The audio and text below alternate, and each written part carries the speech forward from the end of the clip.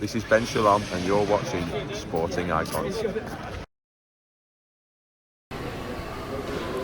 All right, Adam, firstly, welcome back to Newcastle.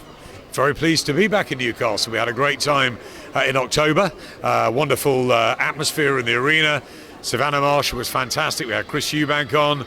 We had Hughie Fury on. We had a great fight with Brad Ray. He's back on the bill this time. Fantastic, passionate, true support, the Geordie support. And they'll be back out for Savannah. And I can't wait. And what do you make of this card as far as the North East talent? Obviously you've got April Hunter, Michael Webster, you've got Georgia O'Connor on there as well, and Luke Cope as well, which would be his Sky debut. So fantastic card. Yeah, plenty of North East talent. Obviously, they just keep unearthing gems up here. April Hunter has been a fantastic support to Savannah Marshall as well. Georgia O'Connor, part of our incredible female stable.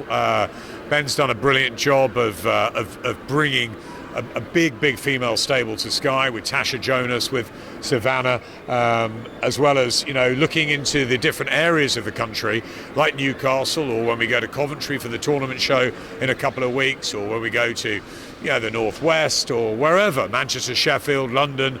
We want to bring a mixture of the grassroots, of great men, great women, great stories, and give fighters a chance, like your Joe Pigfords, like your Brad Rays, who just haven't had that exposure yet. So yeah, it's another really good night, a good card, a chance for them all to develop well, but some big fights at the top of the bill. Savannah against Femke Hermans, really good chief support, and Florian Marku against Chris Jenkins, which is a 50-50. We've got Zach Chelly, he's going to be in a big fight, and also Brad Ray, so really excited.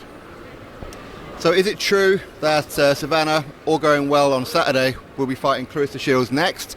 And is St James's Park a thought? So James's Park's a dream.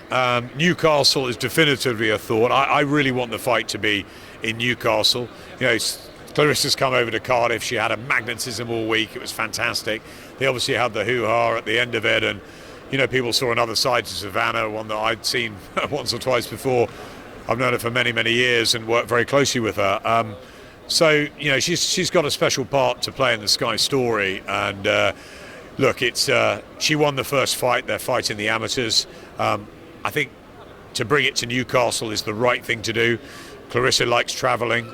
She'll want to go into the Lion's Den. She's here on Saturday night, and I think Savannah will want to shine on Saturday. She's got to take Femke Hermans very seriously, which I know Peter and her have. Femke is a former world champion, current European champion. You know, she's a good fighter, and that all goes out the window, the big fight, if you can't get past the semi-final. So provided she gets past Femke Hermans, she will fight Claressa Shields. There's one or two of the finer details to be done, the venue, the date, just to make sure everything's in order. But we've got a great relationship with Dimitri Salita and Mark Taffet, who look after Claressa. We had a fantastic time with her in Cardiff. We welcome her back this weekend. It's a great story. It's a story that's got rivalry. It's a story that's got some grudge. It's a story of different characters, of different styles from different, you know, parts of the world. And I think that it will all come together in a huge unification in the summer, which will be one of the standout, if not the standout fight of the year. A quick word on April Hunter. Is this like a must-win fight for her? I think so. I think April was disappointing last time. She admitted that. You know, she puts a lot of pressure on herself. She's got a great following. She's a fantastic young woman, full of charisma and character. We adore having her around. She's infectious to be around. But yeah, she's got to get back and deliver a good performance. I wouldn't say make or break, I don't think, at this stage of her career, but it's certainly a fight that she needs to look good in, and I'm sure she will this time. Georgia, I said a while ago before her pro debut that she'll be world champion within 10 fights. Is that a little bit too optimistic on my part, or am I being biased?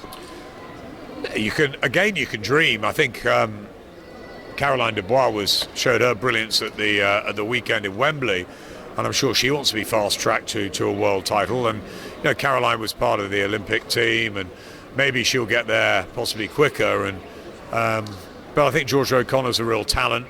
I heard great things about her, you know, previously in the amateurs, even if maybe people outside the Northeast hadn't heard much about her. She's another great young woman, and she's someone that we're very impressed with, and we hope we'll see some really big stuff for her. So yeah, absolutely, she should be aiming for the very top. I heard that, I don't know if I heard it the right way around, has Ben Shalom boxer, Sky, have you offered Danny Garcia the Kell Brook fight? Well, we're talking to Kell at the moment. Kell's got some decisions to make after that fantastic win over Amir Khan.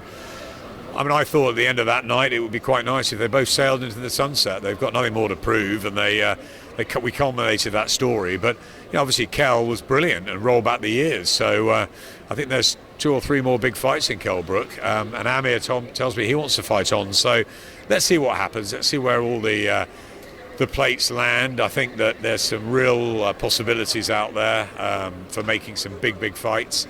Danny Garcia is a name that's been mentioned, so too Conor Benn, so too Chris Eubank.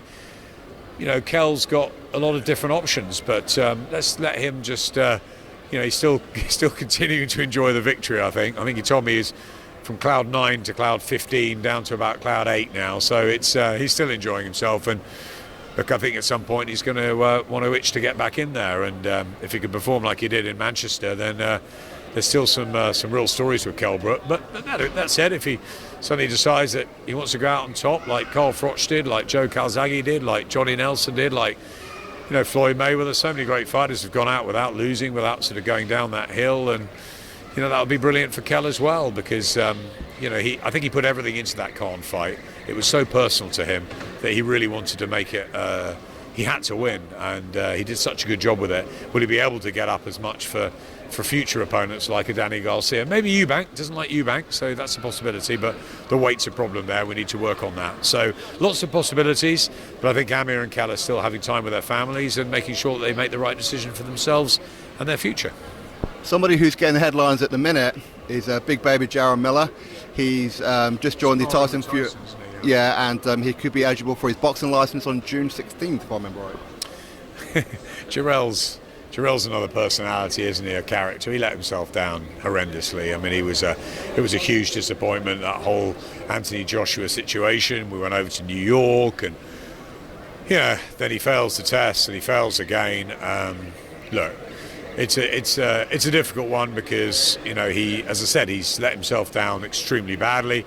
But at the same time, he's a really good fighter. He's a great personality. He's a great character, and people want to see him. So he'll be back, I'm sure. Against who and for who and which sanctioning body and where, and I'm sure all to be decided. But he's still a big name. Maybe on the Tyson Fury Dillian Whyte undercard. Who knows? But what he did was terrible as well, and we have to remember that. And we don't want anything like that in our sport, in boxing. So that still lingers long for me. Now, Anrthony Joshua, Oleksandr Usyk, we know that's going to be happening soon. We don't know where yet. Do you think that because of everything that's happening over there in Ukraine and that at the minute, firstly, do you think it could be a bit of a distraction for Usyk? And secondly, with everybody being very, very pro-Ukraine, or at least for the most part, do you think that it might be a very pro-atmosphere for Usyk? Yeah, interesting questions and good questions. First of all, I'm surprised that Oleksandr's taking the fight. From what I heard from Vitaly and Vladimir and Vasily, they're all together doing... obviously, I mean, the situation in Ukraine is terrible, and our hearts go out to everybody there.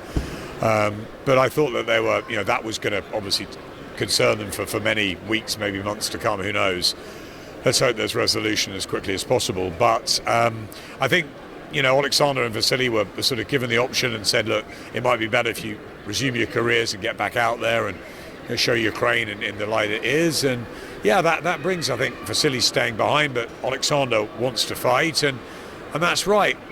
Will his mind be totally on it? He'll have to be professional, because although he'll start a favourite in the fight after what happened last time, this is heavyweight boxing, and we know how good Anrthony Joshua is and can be. So it may do, but I think he's a professional. He had 350 amateur fights. He's experienced all sorts of issues, and I'm sure he'll concentrate on the fight at hand. As far as the crowd, yeah, very interesting. I think there could be a very pro-Usyk crowd because of the situation. So, but AJ's very popular, isn't he? And if the fight ends up in Britain at Tottenham, which is where I would love to see it happen, That will be interesting to see the split, but I think AJ is still very, very big in Britain.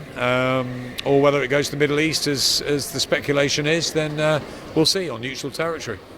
Okay, let's close off with, I seem to see online a lot of people saying Dillian Whyte has no chance against Tyson Fury. I disagree with that. What do you think? I don't think he's got no chance. I think how can people say that when Dillian Whyte has been a very, very successful heavyweight? Is he favourite for the fight? No. Tyson Fury is rightfully in that position. He's the man. He's gone and beaten, in my eyes, Deontay Wilder 3 times in different ways. And along with Oleksandr Usyk, the number 1 heavyweight on the planet, many people would say Fury. Certainly he surpassed Joshua because of Joshua's defeats. Although we still want to see that fight happen. But I think Dillian Whyte's got his fight, and he's waited a long time for this.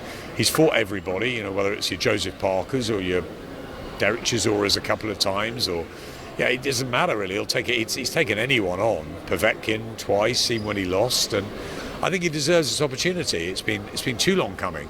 Has he got no chance? Absolutely not. He's got a massive left hook. He's very strong. He's a tough guy. He's a very proud man, Dillian Whyte. So I think he's dangerous. Can he pull it off? We've seen bigger upsets, and he becomes the WBC heavyweight champion, and then maybe he fights Joshua. And I don't know, if Joshua beats Usyk, does he beat Usyk? Do the losers fight? I mean, there's so many great fights to be made out there. Daniel Dubois fighting for a WBA title. You've got Joe Joyce around, and Deontay Wilder will come back. Andy Ruiz. There's still so many big fighters. Derek Chisora, Fraser Clark. There's so many heavyweights. It's a great division, and further down at a sort of more novice level, there's loads coming through Britain. So I think that it's a very hard to say that Dillian has no chance in this fight. I think that he does, but it's going to be very difficult against Tyson Fury, who's got the momentum, the height and reach. It's going to be hard to pin him down, but he's got a hell of a left hook, Dillian.